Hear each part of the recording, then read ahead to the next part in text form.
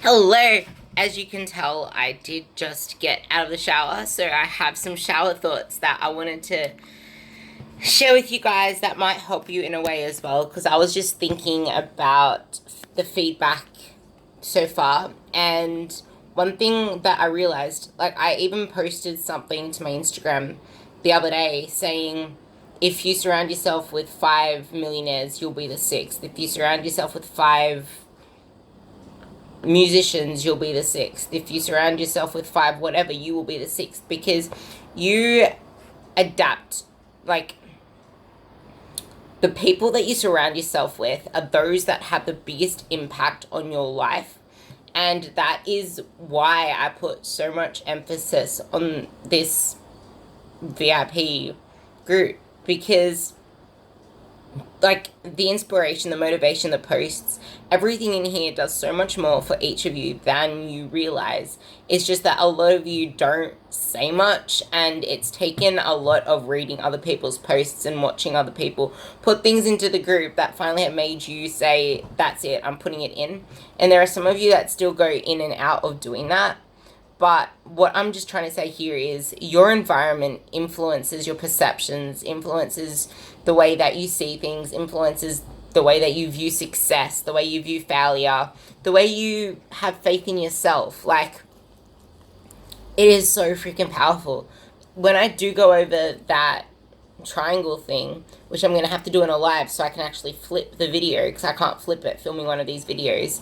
But when I do a live and film the circle of influence from both your own mind and from your environment and those around you, then you'll see just how important it is to surround yourself with those that inspire you, those that you want to be like. And the same comes to comparisons. Like, I'm pretty sure that a lot of you,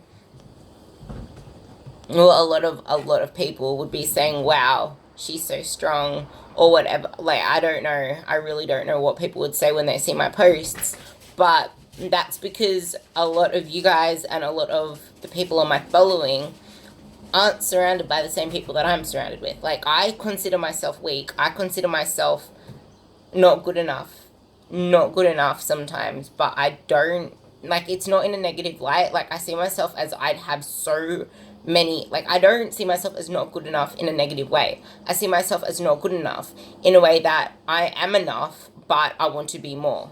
Like, there is so much more that I need to be, I need to do, but I am so happy with where I'm at. I'm so happy with where I've come. Like, every time I reflect on things, if you do not have time hop on your phone and you have actually come miles ahead, I suggest you do get time hop, because you will see this time last year, 2 years ago, 3 years ago, and if you, like, it is, like, even if you haven't come that far, that's even more of a reason to get time hop, because you'll be like, what the hell, I'm still in the same place, something needs to change.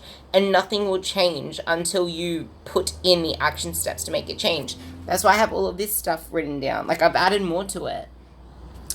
You need to be able to identify what needs change and put in the action steps to elicit the change. And, like, comparing yourself to your past self and comparing yourself to your everyday is the most satisfying way to actually gauge your progress, to gauge your success, to gauge all of this stuff. And success isn't just on the physical, it's on everything else. Like, when I look back at my photos on Timehop, or when memories come up on Facebook, even though Timehop is better because it also includes the ones you put on Instagram and Dropbox and Google Photos and all that other stuff that you can connect your phone to, but I only connect it to Instagram, Google Photos, and Facebook, because they're the only ones I ever used to put things up on back then. Yeah, like, actually reflect on the mindset you had back then, as well as just seeing the photos. Like, everything about it. Like, it's invaluable self-reflection. Every time I reflect on mine, I'm just like, I learn more about myself, because a lot of the time we bury things, and a lot of the time we forget about things, and especially because I've never really talked about myself a lot until recently, because you guys have been asking me to, and I still try not to ramble on so much, because it's like, because at the same time, it's about you, it's not about me. But if there is a way that I can get you to sort of relate to me in some way, or know that I understand, I get it. Like, a lot of the time I still refrain in some ways because it's like, yeah, I can blabber on about something that I know you can relate to, but if you aren't aware or you can't see how it still relates to you, like I was on the conversation with Jess the other day and we were talking about being mothers. Like, if it's hard for you guys to see how I can relate to that, but I am like, it's not in the same way, but there are some aspects, like what we were talking about. It's the exact same with we need to be, like, the whole selfish thing and needing to put time for ourselves in as well. Like, I'm a mother to all of you guys in my head. Like, I feel like you guys are my family. Like, this group is everything. And, like, I don't know. I hope you can relate to that little blubber because I actually just want to get on to the whole point of this video, which is it's like the way that we compare ourselves to others is based on our perceptions and who we surround ourselves with.